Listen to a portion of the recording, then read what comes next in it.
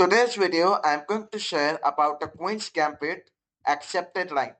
Now you play the Queen's Gambit and your opponent takes the pawn. This is the Queen's Gambit accepted variation. So there are many players as white and they are confused on how they can play against the accepted line. So this is a video for them. What you can do is you can play e3. The idea is to open up the bishop and attack the c4 pawn, which is one of the weak pawns available to you.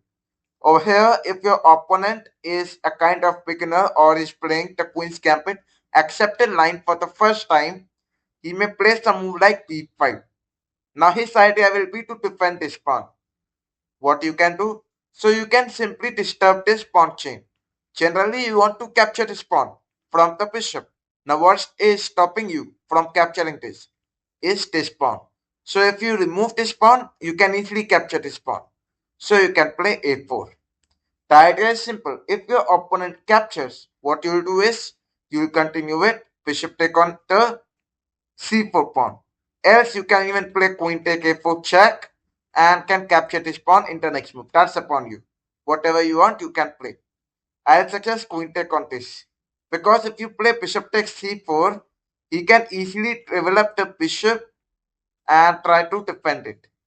Okay, now if we try this, and if you feel that this is going to be the correct variation which black is doing, that's not true. So we can play queen f3 attacking this, attacking the rook. Now, according to the computer analysis, the best move is e6, and you can capture the rook in just 7 moves. So this was trap number 1. When you continue with bishop take on this. So that's why I suggest go on with bishop take. Because after bishop take, there are some chances that your opponent will defend this pawn. So you can take out the queen and attack. Okay. Over here, if you are playing any bullet game or what, then you can play queen take a4 check and then eliminate this pawn in the next move. That's what you can do. Now over here, let us come back to the point and let us say your opponent does not capture and plays a move like a6. So you can easily take, after he take, rook take on the rook. So you can capture the free rook in the next move. Now let us say your opponent is quite smart and does not play a6. So he can play c6. You can continue with a take b5. After black takes, you take out the queen and there is no way of protecting the rook. He can try some move like knight c6. You can simply accept by capturing it. Your opponent will play bishop d7 and you simply move the queen to a6. You can take it backwards. Now why is that said that we must not play queen to f3? Because where will you develop the knight then? Like f3 is one of the important squares for the knight. Now why can you not play queen here? Because if you play queen here, then he can develop his knight and attack your queen. So it's like you are giving your opponent options to develop his pieces. So you must not give that. If you play queen b7, he can try to attack your queen. He can try taking he can try to offer some trades or try to attack your queen and all. Okay. So that's why queen a6 is the preferred move, which you can continue with. You can play knight a3 attacking this pawn supported by the queen. So that's why you can say queen to a6 is the best move. And at the same time, your opponent can even push the pawn supporting this. So in order to block this, you can play queen a6. So this is how you continue with this. Now over here, in this position, you play a4 and your opponent play bishop d7. Bishop d7. So you take the pawn after he takes it.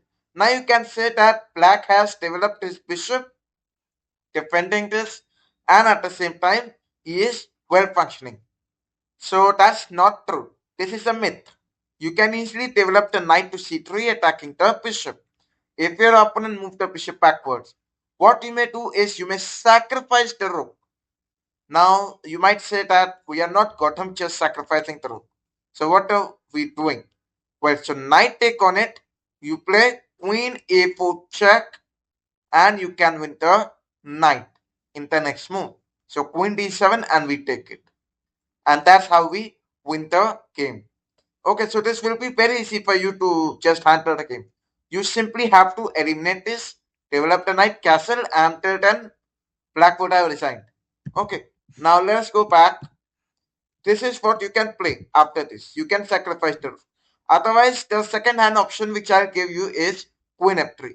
But then he can easily play c6. Okay, then you have to sacrifice this. After knight take, queen take on c6 check. Now, queen to d7 is first. You'll not take the knight, man. Go on with capturing the rook. After queen d8, that's up to you if you want to trade or not. But I'll say queen c6 check. Queen comes in between and you take the knight. So that will be a very easy win for you. Now this is how you play the queen's gambit accepted when your opponent play b5. Now some advanced level players, what they do is they play c5. There are some players who immediately play this. Otherwise, there are some players who believe in developing its pieces and then attacking the center. So they can play e6 where the bishop will become open and then he can strike the center with the move c5. So how can you block this? Well, so as I have told, bishop take on c4 is your next move. So just don't think and play this move. After this, your opponent plays c5 trying to figure out some attacks towards the center. What you may do is you may simply take out the knight defending it. Your opponent take out his knight. What you do is castle. Now after he takes the pawn, so what you can do over here, you can play e take d4 and he can try some development moves. You can easily develop your pieces. He tries to take out the bishop. You can also take out your bishop. So you will have a very smart functioning bishop with these minor pieces activated also. And if you observe, black will always have one disadvantage, and that is the light squared bishop. Okay, now you might say that there are some variations where the light squared bishop will not be deactivated. What if your opponent will not play e6? Okay, not play e6, right? So if he directly plays c5, okay, this is the old variation, also known as the old variation. You can play bishop takes c4. After knight f6, you simply have to develop. There is no doubt in it. Okay, just don't think. Simply develop your pieces. You play a6, your castle, and now remember, if we try some move like bishop d7, okay, if we try this, you can simply play e4. Now you might say knight take on e4. Knight take on e4 is a easy available move. Well, so what you can do is you can take the knight to e5. Now that's a checkmate in the next move. If your opponent plays a move like e6, you may simply play rook e1 and so on. Knight will go back. Now you can observe that this is going to be a very easy win for you. Like you can even play d5. You can attack the king side, and obviously the king side has not even castle. The dark squared bishop not developed. So that's a very easy win for you because your pieces activity is very much higher than black. Okay, so this is how you play the queen's gambit accepted line. And if you have any doubt in this, so you can ask in the comments. And thanks for watching.